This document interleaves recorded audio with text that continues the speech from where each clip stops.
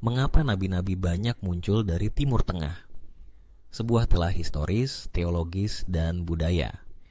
Pertanyaan mengenai mengapa nabi-nabi besar dalam sejarah agama-agama samawi muncul hampir seluruhnya dari kawasan Timur Tengah bukan hanya pertanyaan teologis, tetapi juga merupakan isu yang menyentuh sejarah, geografi, budaya, dan antropologi. Apakah ini berarti bahwa Tuhan hanya mengutus utusannya ke satu wilayah saja? Apakah bangsa-bangsa lain tidak layak menerima wahyu? Ataukah ada penjelasan yang lebih dalam terkait perkembangan peradaban, sistem kepercayaan, dan keterbatasan historiografi manusia? Dalam narasi ini, kita akan mengkaji berbagai perspektif untuk menjawab pertanyaan tersebut, dimulai dari sudut pandang keagamaan, sejarah global, hingga faktor sosial dan politik yang berperan dalam pembentukan citra kenabian yang dikenal dunia saat ini. Perspektif teologis, Tuhan dan penunjukan nabi. Dalam 3 agama besar dunia yang memiliki akar bersama, yaitu Yahudi, Kristen, dan Islam, nabi dipandang sebagai manusia pilihan yang menerima wahyu dari Tuhan dan diutus untuk membimbing umat manusia. Ketiganya mengakui nabi-nabi seperti Nuh, Ibrahim, Musa, Daud, Sulaiman, dan Isa, Yesus. Khusus bagi Islam, Nabi Muhammad SAW diyakini sebagai nabi terakhir. Perspektif sejarah dan geopolitik, Timur Tengah sebagai pusat peradaban awal. Timur Tengah adalah salah satu wilayah dengan sejarah peradaban tertua di dunia. Kawasan ini merupakan tempat lahirnya peradaban besar seperti Sumeria, Akkadia, Babilonia, Assyria, dan Mesir kuno. Wilayah ini juga menjadi poros perdagangan dan persinggahan antar benua, Asia, Afrika, dan Eropa. Secara geografis, Timur Tengah memiliki posisi strategis yang menjadikannya pusat pertukaran budaya, pemikiran, dan spiritualitas. Seiring perkembangan peradaban, masyarakat di wilayah ini juga mengalami ketimpangan sosial, konflik antar suku, dan perubahan sistem nilai. Dalam konteks inilah munculnya nabi sebagai pembawa wahyu atau reformator spiritual menjadi sangat relevan. Nabi dalam sejarah tidak hanya berfungsi sebagai penyampai pesan Tuhan, tetapi juga agen perubahan sosial. Mereka datang saat terjadi dekadensi moral, ketidakadilan sosial, dan penyimpangan perilaku. Suatu kondisi yang banyak mewarnai sejarah kawasan Timur Tengah kuno. Musa misalnya hadir saat bangsa Israel menjadi budak di Mesir.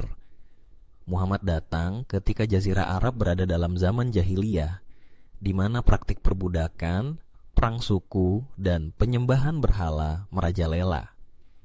Perspektif antropologis dan budaya. Siapa yang disebut nabi? Dalam masyarakat Timur Tengah, konsep nabi retye prophet berkembang sebagai istilah religius yang mengacu pada seseorang yang dipilih Tuhan untuk menyampaikan wahyu. Namun, dalam tradisi lain di luar Timur Tengah, fungsi serupa dijalankan oleh tokoh-tokoh spiritual yang tidak disebut sebagai nabi, tetapi sebagai guru bijak, pendeta, avatar, atau tokoh pencerah. Contohnya, Siddhartha Gautama di India yang dikenal sebagai Buddha adalah tokoh pembawa ajaran moral dan spiritual, tetapi tidak disebut nabi dalam tradisi Timur Tengah. Laozi di Tiongkok mengajarkan Taoisme, filsafat hidup selaras dengan alam, tetapi juga tidak dikenal dalam daftar kenabian agama samawi. Kongzi, Konfusius, seorang filsuf besar yang ajarannya membentuk dasar budaya Tiongkok, memiliki peran moral yang sangat kuat dalam masyarakat. Di Nusantara sendiri, muncul tokoh-tokoh spiritual dan transformatif di setiap suku, meskipun tidak dianggap nabi dalam terminologi agama-agama samawi. Dengan demikian, predikat kenabian merupakan terminologi teologis khusus bagi agama samawi, tidak universal. Banyak masyarakat di belahan dunia memiliki figur suci dan pembawa ajaran moral, namun tidak menggunakan istilah nabi. Faktor historiografi dan pewarisan teks. Satu alasan utama mengapa nabi-nabi dari luar Timur Tengah tidak dikenal luas adalah karena keterbatasan dalam dokumentasi sejarah dan pewarisan teks keagamaan. Agama-agama Abrahamik yang paling menyebar secara global dan dominan dalam penyusunan sejarah keagamaan memiliki pusat doktrin di Timur Tengah. Dengan kekuatan politik dan militer yang besar dalam sejarah, misalnya Kekaisaran Romawi Kristen atau Kekhalifahan Islam, narasi keagamaan mereka menyebar luas dan terdokumentasi dengan baik. Akibatnya, tokoh-tokoh spiritual dari wilayah lain cenderung terpinggirkan atau tidak tercatat dalam sejarah global. Sebagai perbandingan, India memiliki ribuan kitab kuno dalam bahasa Sanskerta dan Pali, namun tidak semua diterjemahkan atau dipopulerkan secara global. Teks-teks Tiongkok kuno juga tidak semasif Alkitab atau Al-Quran dalam penyebarannya. Apakah Nabi hanya dari Timur Tengah? Jawaban dari pertanyaan ini sebenarnya tidak mutlak ya atau tidak, melainkan bergantung pada sudut pandang. Jika dilihat dari narasi agama-agama samawi, maka memang nabi-nabi yang disebut berasal dari wilayah Timur Tengah. Namun, jika kita berpijak pada logika yang menyebut setiap kaum menerima seorang nabi, maka seharusnya nabi-nabi pernah hadir di seluruh penjuru dunia, termasuk di Asia, Afrika, dan Amerika. Banyak tokoh spiritual dunia yang memiliki fungsi serupa dengan nabi, namun tidak disebut demikian karena perbedaan istilah, budaya, dan kerangka teologis. Dengan demikian, pemahaman tentang kenabian perlu diperluas.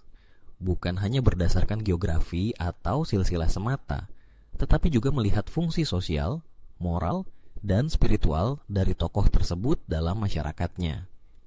Kesimpulannya, nabi-nabi yang dikenal dunia dan dicatat dalam sejarah agama-agama besar memang banyak berasal dari Timur Tengah. Namun, hal ini bukan berarti Tuhan hanya mengutus utusannya ke satu kawasan saja. Banyak faktor lain yang memengaruhi hal ini, di antaranya 1. Letak strategis Timur Tengah sebagai pusat awal peradaban dan pertukaran budaya. 2. Kondisi sosial dan politik yang mendorong munculnya reformator moral dan agama. 3. Dominasi agama-agama samawi yang bersumber dari wilayah tersebut dalam narasi sejarah global. 4. Keterbatasan historiografi dan minimnya dokumentasi dari budaya non-Timur Tengah. 5. Beragamnya istilah dan gelar spiritual di berbagai kebudayaan yang berfungsi seperti nabi, tapi disebut berbeda. Dengan memahami hal ini, kita bisa lebih terbuka terhadap keberadaan tokoh-tokoh spiritual di luar narasi mainstream. Sebab, pada akhirnya, pesan moral, keadilan, kasih, dan kebenaran adalah nilai universal yang melintasi batas wilayah dan waktu, sebagaimana semangat yang dibawa oleh para nabi sejati.